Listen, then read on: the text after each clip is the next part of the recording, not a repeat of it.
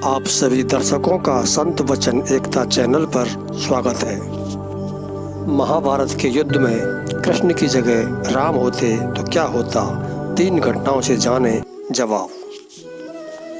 सचमुच यह बात अजीब सवाल हो सकता है, क्योंकि राम की नीति और कृष्ण की नीति में बहुत अंतर है। श्री कृष्ण अपने लक्ष्य को श्याम दाम दंड भेद सभी तरह से हासिल करने का प्रयास करते हैं, लेकिन राम तो मर्यादा पुरुषोत्तम राम है। उन्होंने कभी भी अनीति का सहारा नहीं लिया। तो ऐसे में यह सोचना कि यदि महाभारत काल में कृष्ण की जगह राम होते तो क्या होता, हालांकि ऐसा सवाल पूछने का कोई मतलब नहीं है, फिर भी आप जवाब जान लीजिए। इससे पहले आप हमारे चैनल पर नए हो तो वीडियो को लाइक करें, शेयर करें, चैनल को सब्सक्राइब जरूर करें। नंबर 1, पहली घटना। जब भगवान श्री कृष्ण समयंतक मणि को ढूंढते हुए एक गुफा में पहुँचे तो उनका सामना रामायण काल के जामवंत जी से हुआ।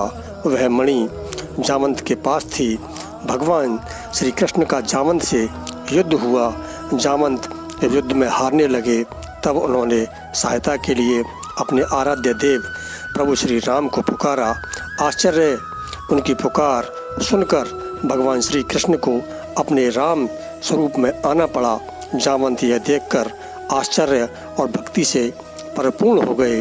भगवान श्री राम ने ही जामवंत को वरदान दिया था कि वो श्री कृष्ण के रूप में उसकी इच्छा पूरी करेंगे। मतलब यह है कि होइए सोई जो राम रच राखा, को करी तर्क बढ़ावे शाखा। नंबर 2, दूसरी घटना। एक बार अर्जुन का सामना हनुमान जी से हुआ। अर्जुन ने कहा कि यदि मैं होता उस समय तो बाणों से ही सेतु बना देता, इतनी मेहनत करने की जरूरत ही नहीं होती। हनुमान जी से कहा, अच्छा ऐसी बात है तो अभी बना दो, यदि वह सेतु मेरे पग से टूट गया तो? अर्जुन ने कहा कि मैं अग्नि में चला जाऊंगा। हनुमान ने कहा, मैं हारा तो मैं अग्नि में चला जाऊंगा।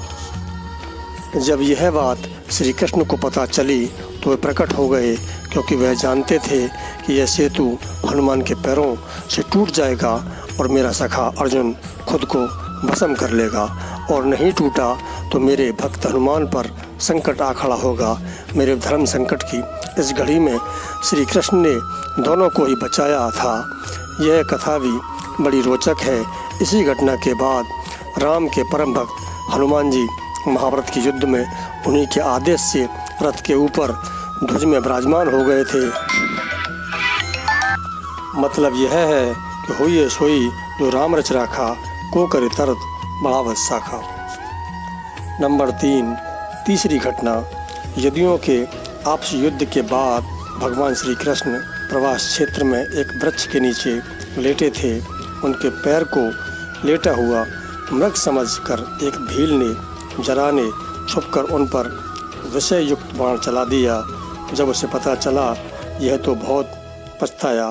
तब वह भगवान ने कहा कि तू चिंता मत कर, आज तेरा बदला पूरा हुआ, क्योंकि मैंने भी तुझे छुपकर तीर मारा था जब तू अंगद का पिता और सुग्रीव का भाई बाली था।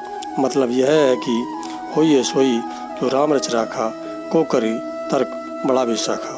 दरअसल भगवान राम रूप में भी होते तो वही करते जो उन्होंने श्री कृष्ण के रूप में किया।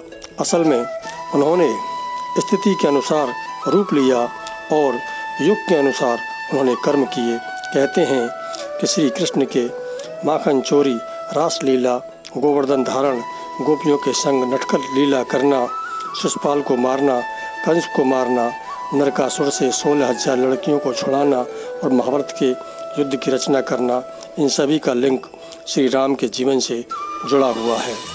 गोस्वामी तुलसीदास जी रामचरितमानस में कहते हैं कि होइए सोई जो राम रच राखा, को करे तर्क बढ़ावे शाखा। हंस कही लगे जपन हरिनामा, गई सती जय बहू सुख धामा। अर्थात जो कुछ राम ने रच रखा है वही होगा, तर्क करके कौन शाखा विस्तार बढ़ावे। मन में ऐसा कहकर शिव भगवान हरि का नाम जपने लगे और सती वहाँ गई जहाँ सुख के धाम प्रभु राम थे। ये वीडियो आपको अच्छा लगा हो तो लाइक करें, शेयर करें, चैनल को सब्सक्राइब जरूर करें, बेल आइकन दबाना ना भूलें। प्यारे दोस्तों, नमस्कार।